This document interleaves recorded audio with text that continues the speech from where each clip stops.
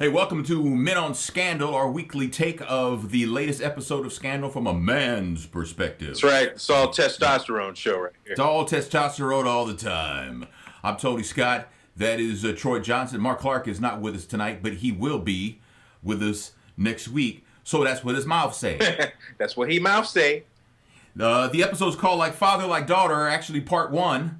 It's a two-parter. Man, do we need two parts of this one? Lord have mercy. I guess got to sew up some loose ends next week, man. But this one starts out with Jake blowing up a car.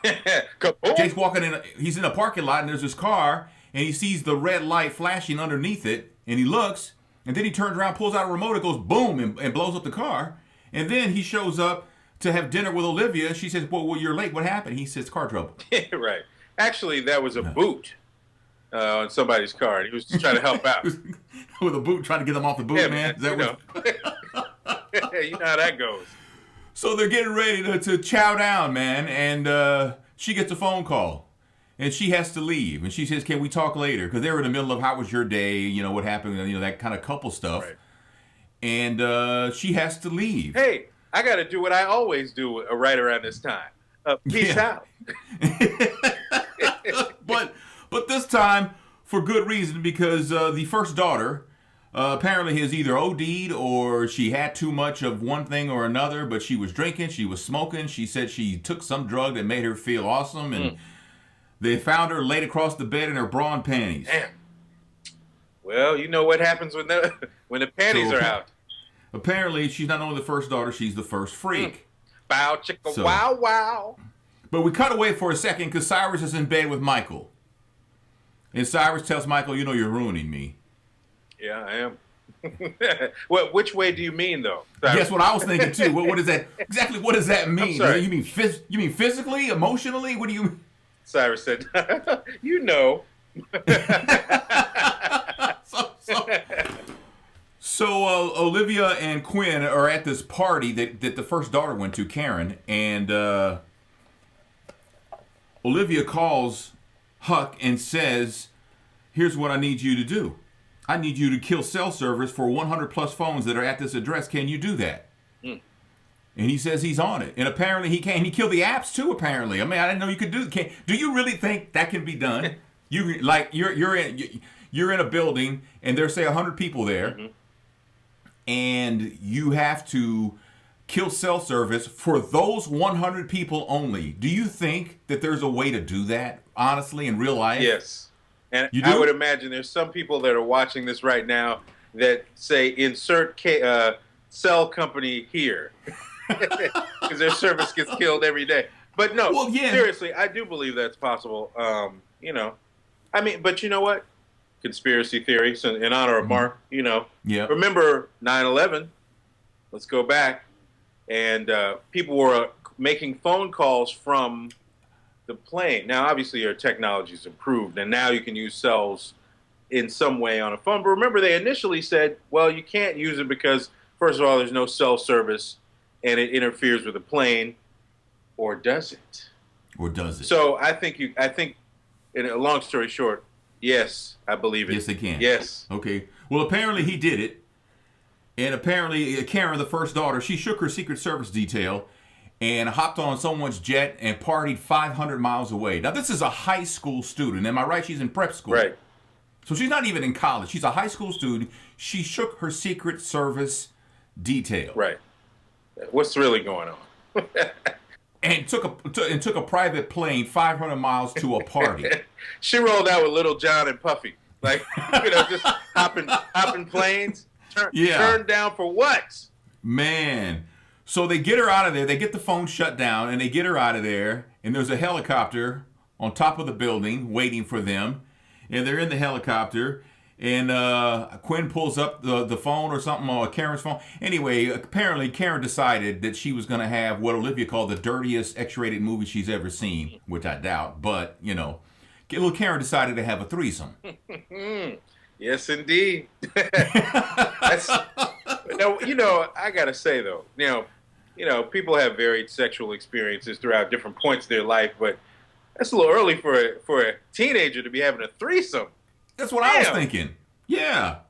Wow. I mean, I didn't have my first. Never mind. Go ahead, Tony. No, I've had lots of onesomes. Is it really a onesome, Tony? Have we talked to the sock? Socks, Not the sock. Socks have feelings too. Why the sock so hard? What? All the time. It's like crispy. What is it? Would you put starch on it or something? What is it? Well, so Karen is now in the Oval with Olivia Pope, with Fitz, with Cyrus, and Fitz, of course, as the father, is livid. He's livid. Yes. And then you could tell his look on his face when he looked at his daughter. He realized this is my baby girl, so he says to her, "Were you raped? Were you raped?" And Karen's like, "Is that the only way you think I can get guys? Is it that I can have sex and somebody rapes me? Really?" Right. That would be the typical teenage response. Right. You know. Never mind that I was 500 miles away getting my freak on. Don't even ask that question. I got game, Dad. Right. I got game. I got freak game. Right. I got mad game. Don't hate. So Olivia, so Fitz needs Olivia to clean this up, and she needs to do it under the radar. Obviously, under the radar. This can't get out. Right. So she calls in the team, Huck and Quinn, and they're in, at the White House. And Abby sees them and says, "What are you doing here?" And they said, "We can't tell you." And she's like, "Wait a minute. Why are you here?" And they're like, "We can't tell you." And she was like, "Oh yeah, you can tell me, because if you don't, I'm gonna have like 2 big giant men on you." Basically, is what she said. And then Cyrus walks up and says, "Let it go. Let it go." You know, Abby is like Jake Jr. when you're supposed to get what you're supposed to get as a press secretary, as an official in the White House, or in Jake's case, as a boyfriend, get denied every time. The two of them, they just keep getting denied at points, every significant point. Mm-hmm. It's a damn shame. But Cyrus gave Abby the "you're not Olivia" talk. Okay, there's going to be things going on in the White House that you're not going to get to know about. You know, there's going to be things going on in the White House that Olivia's going to be involved in, and you still don't get to know about. I mean, he says, you ain't Olivia Pope, all right? And then he did tell her, but being Olivia Pope ain't a lot of fun. You know, but, well, let's see. You go to an island with a one man for 2 months and just have butt-naked sex on the beach? No, that's not fun. There's no fun there. You get to wear the latest threads, man. Right. You know, that's no fun in that. It's not fun, Tony. It's the shiznit. That's what it is. And there's the name of today's show. It's not fun. It's the shiznit. That's right. Yes. So they've made a conscious decision to keep Mellie out of the loop, probably because of Mellie's mental state is so fragile that if she finds out that her daughter had a threesome while under the influence, she would probably just lose it. Yeah, but that could be just what she needs. Could be to snap her back to reality. That's right. Yeah. Now Karen, the first daughter, she has no idea who she had sex with. Wow. Let that simmer for a minute. Yeah. Let's all as parents, let's all marinate on that for a second. Can we do that? Yeah. I mean, there is casual sex, and then there's I have no idea who you are sex. Yeah. She opted for that. Yeah. She took the latter, not the former. Man.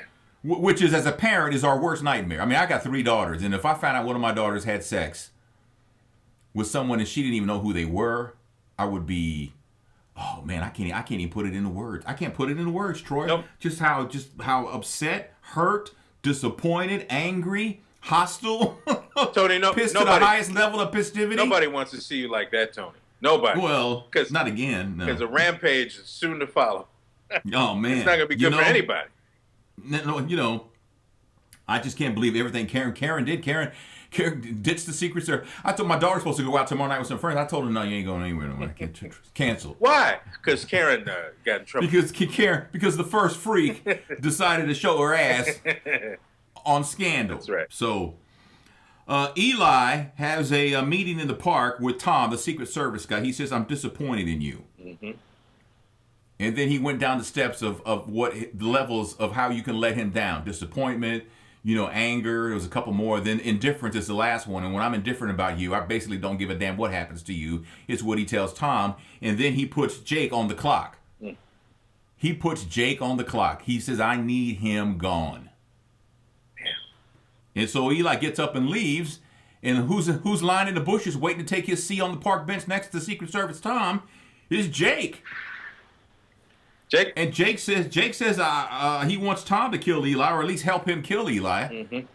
Yeah, good luck. Good luck with that. Yeah, Jake's got a serious boner to want to see Eli in the ground.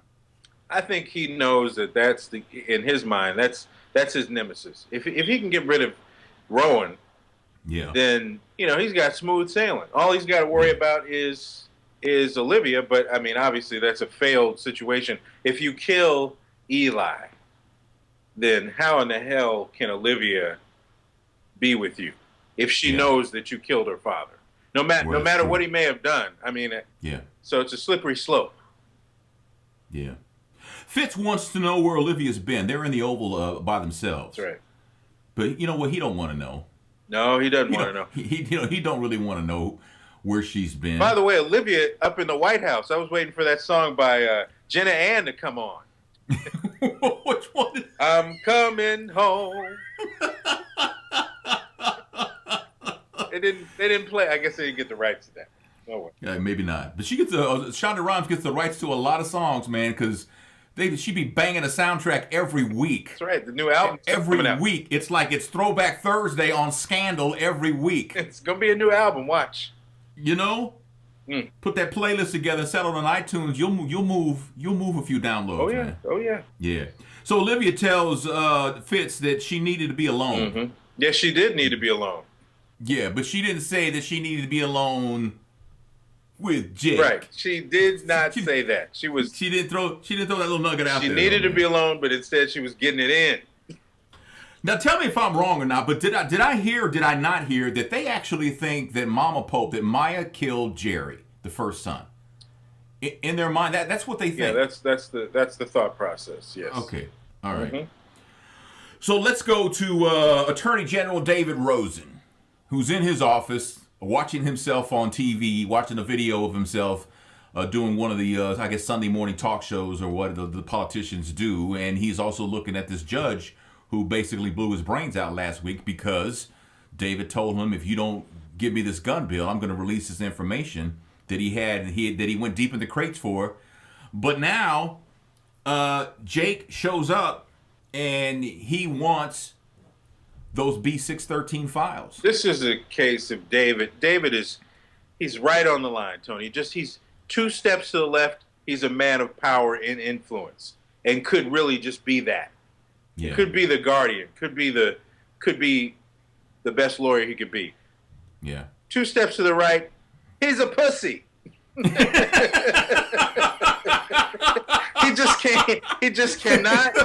cannot man up in situations every time. It's kind of hard to man up though when you're going against Jake, man. Jake, for all things Jake's got a pair on him though, man. Yeah, he does. But there's some security issues we've seen in this particular issue. So the daughter of the president, like we said, hops a plane and rolls out and gets her freak on 500 miles away, and Jake just rolls into the attorney general's office and threatens him. Yeah. What the hell's going on? I mean, he says, "Give me the B613 files." David says no, and then Jake grabs him and says, "I'll snap your neck right now. You give me these files, man." So he gives him the key to where the files are. He gives him the key right after his balls fly away. And then Jake takes the keys and he goes, "Thanks, Rosen." He walks out like he's like, yeah.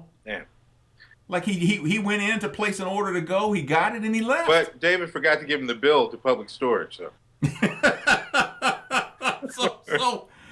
So we're in the West Wing now, and Olivia's on the phone, and she sees Mellie, and Mellie sees her. Now, if you'll remember, a week or so ago, Mellie told Fitz, "I need you to tell me when you see her again. You're supposed to warn me when she... Supposed to warn me. Yeah. When the inevitable happens. Yeah. So Mellie goes to Fitz and confronts him. Actually, Mellie, why are you here, Olivia? And Olivia says, you should talk to your husband about that. And then Mellie like grabs Olivia's arm. That's right. In her Ugg boots. In her Ugg boots. The aggressive move. And Olivia looks at her and looks at her arm. And then Mellie lets her go and she walks away. But then Mellie goes to confront Fitz about why Olivia is back at the White House. Mm-hmm. And Fitz, I don't think he really wanted to tell her, because I think to some level he was probably trying to protect Mellie, like I said earlier, because of her fragile state of mind, given that she lost her son. Clearly there's no context of how to deal with other family members. Well, yeah, that's true. Because she should have said something to her. He should have said something to her in the first place. Hey, guess what? Your daughter was getting her freak on. Just wanted you to know. You can go back to eat your fried chicken. That's fine. Yeah, but but then I guess he tells her, he says, you should be glad that Karen called Olivia. Yeah, he said. But Mellie's like, why? I'm her mother. She should have called me. He wanted to call you. Because you know what? And he's right in regard to the fact that Mellie could not have done what Olivia did. Right. No, she couldn't. Mellie couldn't have got her out of that building onto that helicopter with hardly anybody, nobody picking up on it, really. Right. Mellie couldn't have done that. No. So in that respect, I think Fitz is right. But then he goes in on Mellie. He says, I've seen drunk Mellie. I've seen smelly Mellie. I've seen everything in sight Mellie. And, he went off on her. Yeah, smelly Mellie ain't really ready to roll with life's problems. No. Damn. No. And he said, don't get righteous up in here. Yeah. While your daughter was out doing the Eiffel Tower. What is the Eiffel Tower, man? What is that, man? Is that related to the Venus flytrap? Remember that from L.A. Law? Yeah, man. You got the Roman helmet and the Cleveland steamer. Don't forget the Pittsburgh platter. But I don't know, man.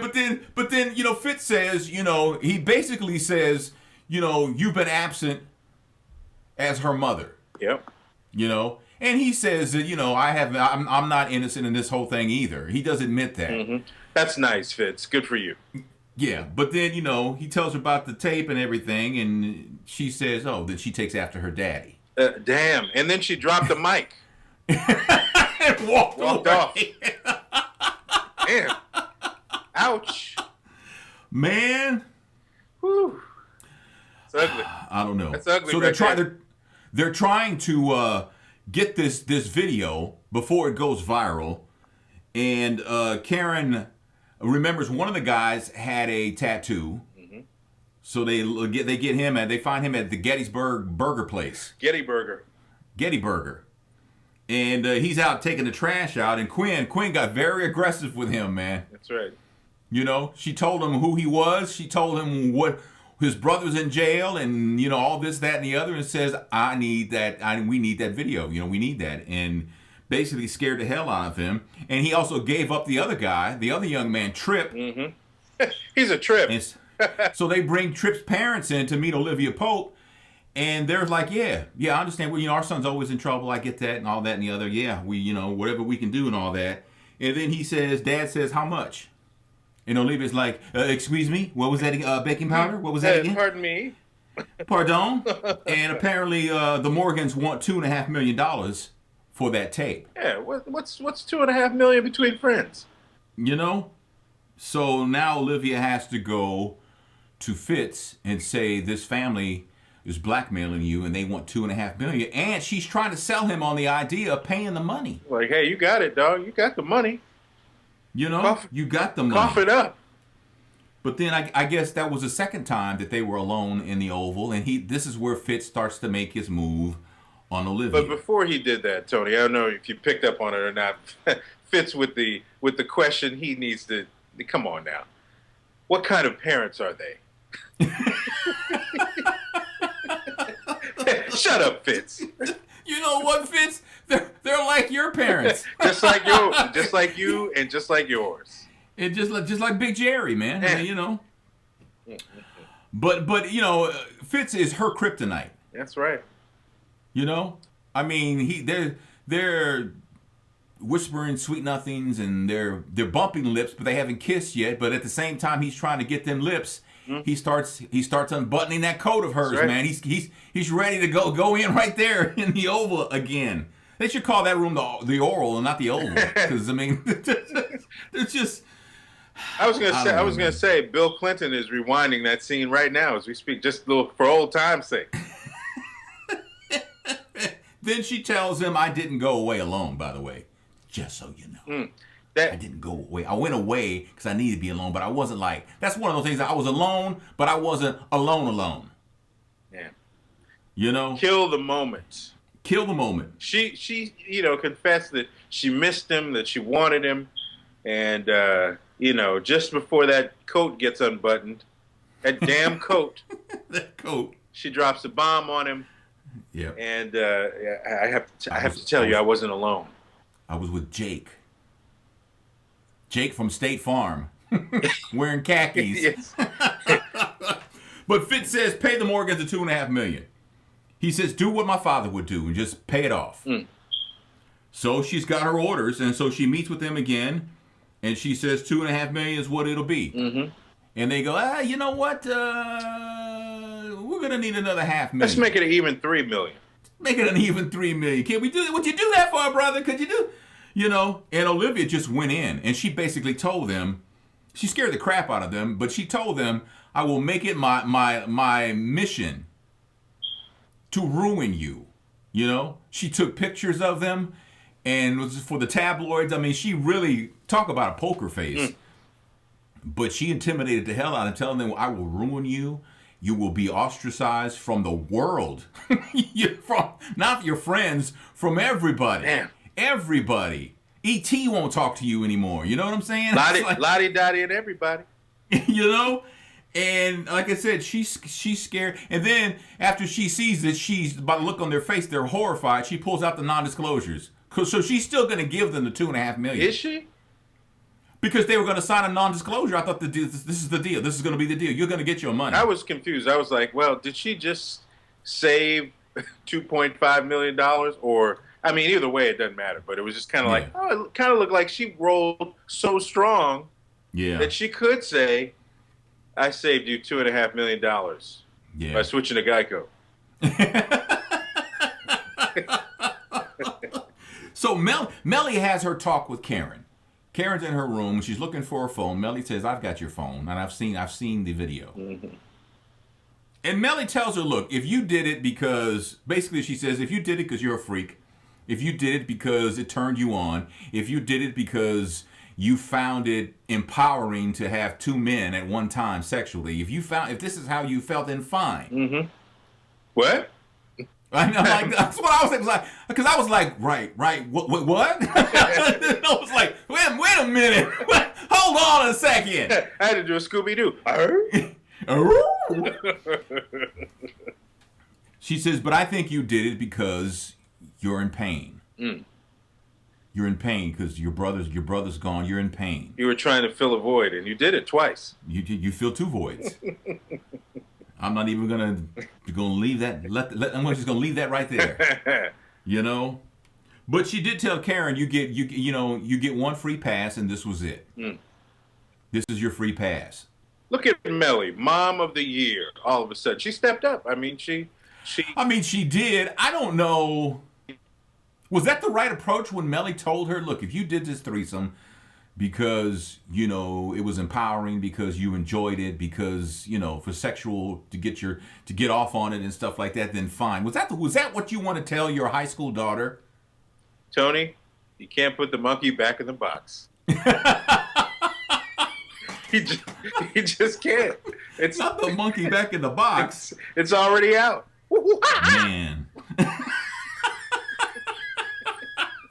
It's already out. The only thing you can do is do your best to contain it. Yeah. And that's what she tried to do. Well, and then Karen asked Mellie, Mom, are you okay? And Mellie couldn't answer her. Enough about me and my Eiffel Tower. What's going on with you, girlfriend? Yeah. But Mellie couldn't tell. Mellie couldn't answer her. Mellie couldn't give her an answer. Mellie couldn't say I'm okay because you know what? She's not. No, she's not. Well, she didn't have a shower, so there's no way she could be okay. But I thought, they were hugging, and then Karen says, "Mom," and I thought she was going to say, "Can you get another robe? Because this thing is funky." I thought it was going to be a comedic moment there, but no. She says, "Are you okay?" And Mellie could not answer her. So meantime, they're investigating how did a 17-year-old, I'm guessing she's 17, she's in high school, she's, but how did this kid shake her Secret Service detail and find her way onto a private plane and flew 500 miles to this party where all these shenanigans happened? Right. How do you do this? So they're investigating what happened with the Secret Service. Now, Fitz's Secret Service guy, his main guy is Tom. Right. Who unbeknownst to him, also works for Eli Pope. That's right. And so the guy who's investigating recognizes there's a discrepancy in where Secret Service Tom was and where he logged where he was. There's some kind of discrepancy there, and so they're going to look further into it. Ruh-roh. So then they bring Tom in for interrogation, and that guy's interrogating Tom and says, right when the truth was starting to come out, he's like, "Well, what happened?" And then Eli steps in, and he says, "I'll take it from here." On the interrogation. Give it up for Tom. Let's give him a brew baker. Brew baker. For getting to talk. Yeah. So Tom's been on TV for 4 years. Finally. So dude just gets up and leaves. Like he couldn't say no, this is inappropriate. I've been told do this, but but that's the president. It's on the other side of the interrogation glass with Cyrus. Yes. Tom's look on his face when he sees Eli is one of horror. It's going down. Because he knows now something's about to happen. Something's afoot, Tony. And the thing is that what Tom doesn't realize, maybe until the last second, is Eli is actually leading him through this darkness. Mm-hmm.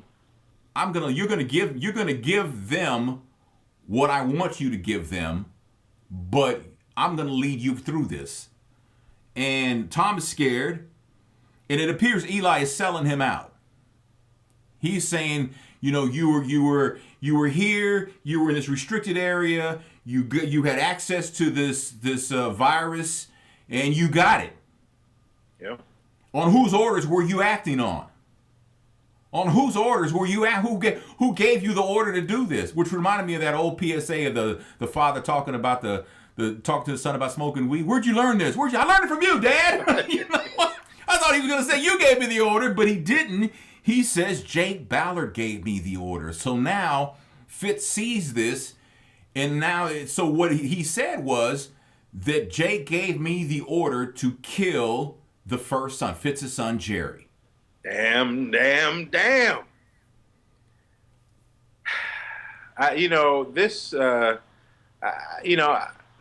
Tom was co-opted, obviously. I mean, obviously there's a framing going on. But is he safe was my thought. Because Eli did, he shook his hand at the end to kind of like, good job. Yeah, but you know what? There's something there about that, though. Did Eli, give him... Did he stick him with, like they stuck Jerry? Did he give him some poison? Right. Yeah. You got a point there. Maybe he did. Did he give him... slip him an access card to get out from wherever they were going to put him, or what's the deal on that? I kind of think he's killing Tom because all he needed Tom to say was, "I got my orders from Jake." That's all he needed him for. So that clears Eli. Right. Before Jake could put it on Eli, Tom put it on Jake, and so now Eli doesn't need Tom anymore. Damn. Tom's disposable now. So I'm thinking, because when they showed him touching, his hand, it's like, what was up with that? Mm-hmm. He poisoned him. Tony, your conspiracy theories are getting a little bit better. He stepped up your game. Well, I don't know. I'm not sure about that, but that's plausible. I thought it was an awkward handshake, and it was kind of like, well, if you had me, basically spill my guts and then said I'd be held accountable for it, then I can't get out of this anyway. I'm done. Yeah. So Tom kind of looked like, really? I mean, I'm still going down for this. So, yeah, thanks. So Jake is where he's sitting there when the Secret Service come to get him. Where is he sitting outside the Oval Office? Yep, he was waiting on the president who blew him off because he was mad that he was, he was with Olivia. Right. So now Jake is under arrest. Jake is done, man. He's under arrest. Not only is Jake done, but now because Fitz saw and heard what Tom said, that Jake is the one who gave you the order to kill Jerry, the president's son. So not only does Fitz have him on that, now Fitz gets Olivia back too. Yeah, that's right. Because Jake is going to be out of the picture. Jake is done. Clean sweep. He took care of all family business today. It's like, man. We're closing all loopholes around here. Hey, forget about it. Forget about it. So I don't know, man. That's going to be interesting to see what exactly will happen to Jake. Does Mama Pope need to move over in the hole, man, or You want to speculate, Tony? I mean, now Olivia is faced with a decision. Does she save her man? Because it basically in the promo, they're like, "There's nothing now that can save Jake." But here's the deal, though. You think Jake is smart enough. Jake has some things set in place. He has to have some things set in place that if anything happens to me, this information is going to get out about you. He's got to have that chip in his pocket. He just can't walk in there and they got me and give it, and he's toast. He's got to have mechanisms in place. Well, they took his file away as he was being arrested. That was a B613 file. So, yeah, but that can't be the only copy of that. No, not necessarily saying that, but it's kind of like, can you play your cards from, from isolation? Right. I'm sure they're going to pat him down. They're going to find those keys to public storage. I don't know how it's going to work out.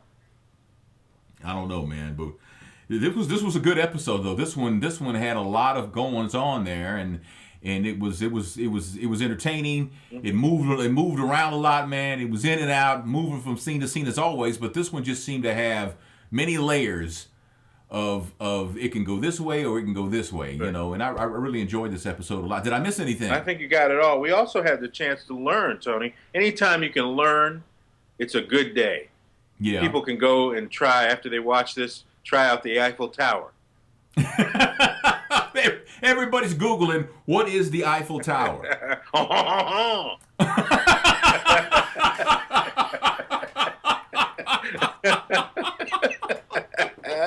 That's right. Vive la France.